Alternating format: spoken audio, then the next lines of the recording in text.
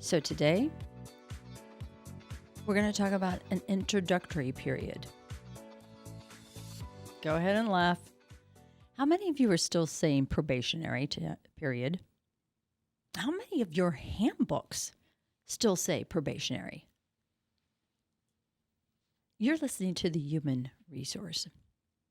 And our whole idea and concept of this show is to help you better understand regulatory and compliance topics within human resources. And a number of years, 17, 18, 19 years ago, probationary period went away. And it became the new concept or new approach to use the first 30, 60, 90 days of an individual's employment and identify it as an introductory period.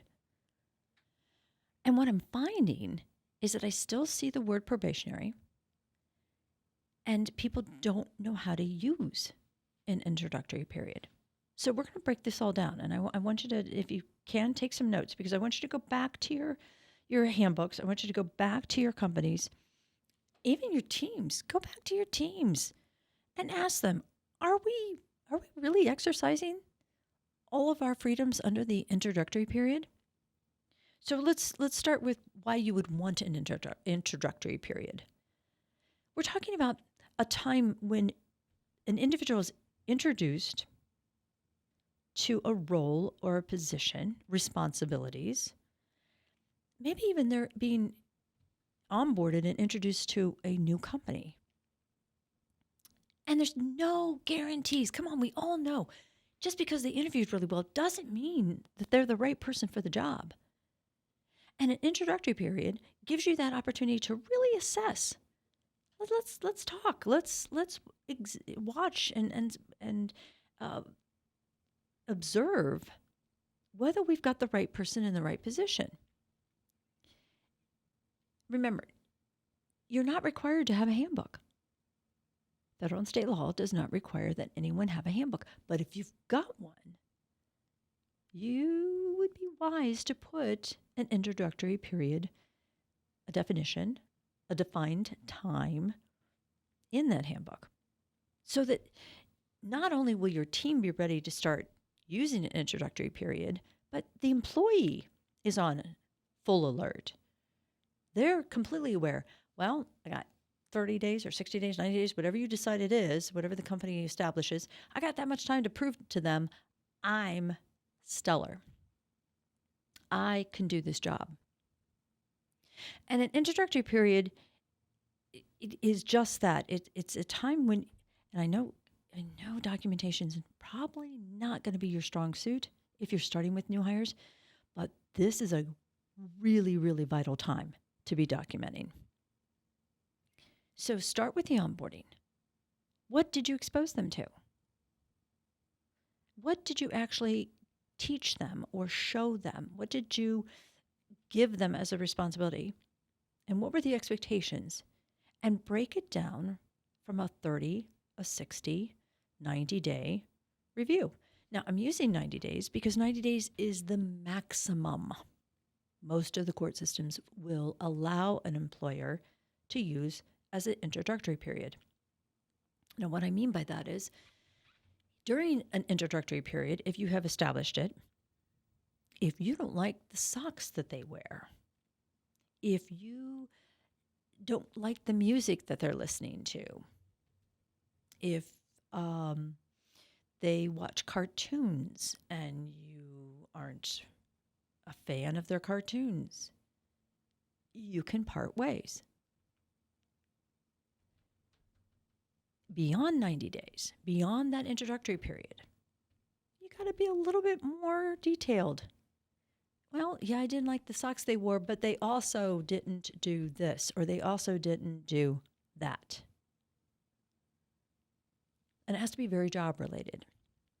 So not only are we going to avoid Title VII, because again, we're not going to discriminate at any time during the employment, but we can be a little uncomfortable and say, you know what, this just isn't a good fit. this guy just doesn't fit our culture. This woman just isn't fitting the chemistry of the team. They're not reacting, or they're not demonstrating the personality that we saw in the interview. This just isn't a good fit. And 90 days, the courts believe you should have enough time within that introductory period, not to exceed 90 days, to figure that out. Now, if you think 30 days is plenty, then 30 days it is. But then again, day 31, that's when you have to be a little bit more specific as to why it's not working out. Introductory periods are, I believe, are just taken for granted.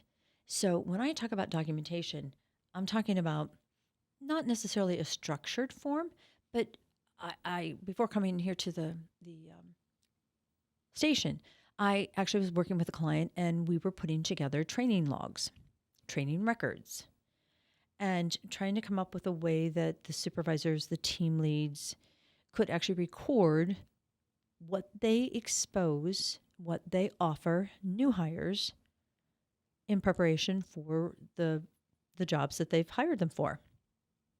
Now, that documentation absolutely should be shared with the employee, because on that documentation within that introductory period, we should be recording, all right, we trained them on this, this, and this on this date, and the employee should be giving some kind of feedback. I'm comfortable with the training, or, oh, no, I'm very uncomfortable. I need another training session. Introductory periods should be kept in the personnel files, any documents or records of the introductory period. I don't mind. There's really no reason why a manager can't keep copies of that. There's nothing, hopefully, confidential on there. But if you're the HR role, if you're the part of the training process, you need to be aware of the pace and the level of exposure within that introductory period to be assured that, again, if they're going to make an adverse decision on that individual, that they've done, and I'm talking about the team lead, the supervisors, they've done their due diligence.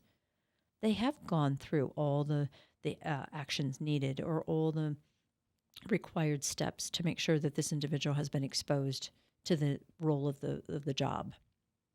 And what's really interesting sometimes is that people just think that new hires should have an unlimited time to feel it out. It's called the on the job training.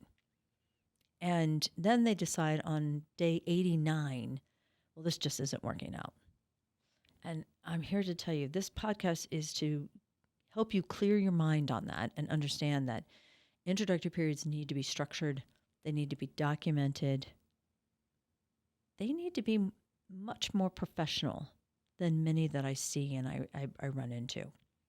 Another misconception about introductory periods is that you're not using them, you're not applying them to individuals that we're promoting or individuals that we're moving into other roles. And think about that. In those circumstances, again, we are introducing a new job. We're introducing a new role. Why would you not start the introductory period all over again? Why would you not convey to the employee, hey, you know what, if this is not a good fit and you've got 90 days to try it, we can take you back to your other role.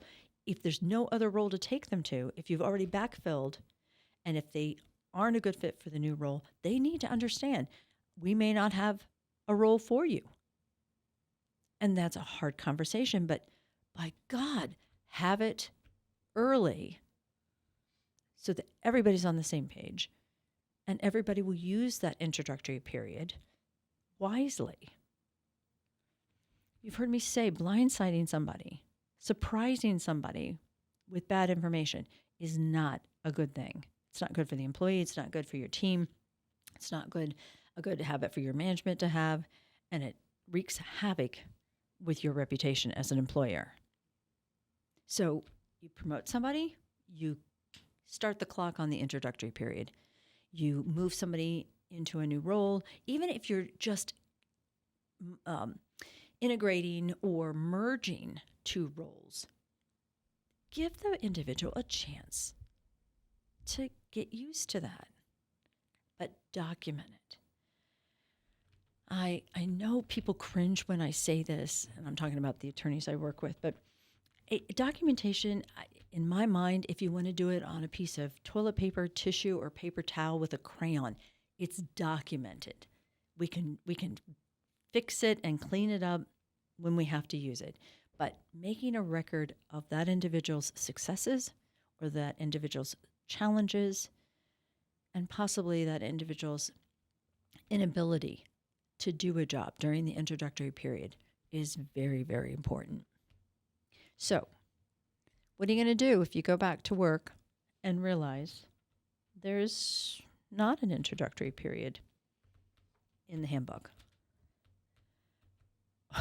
Or worse yet, what if you go back and realize that you're still using the word probationary period?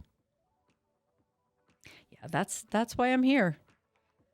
That's why you're listening to the human resource. We want to help you with this stuff. So,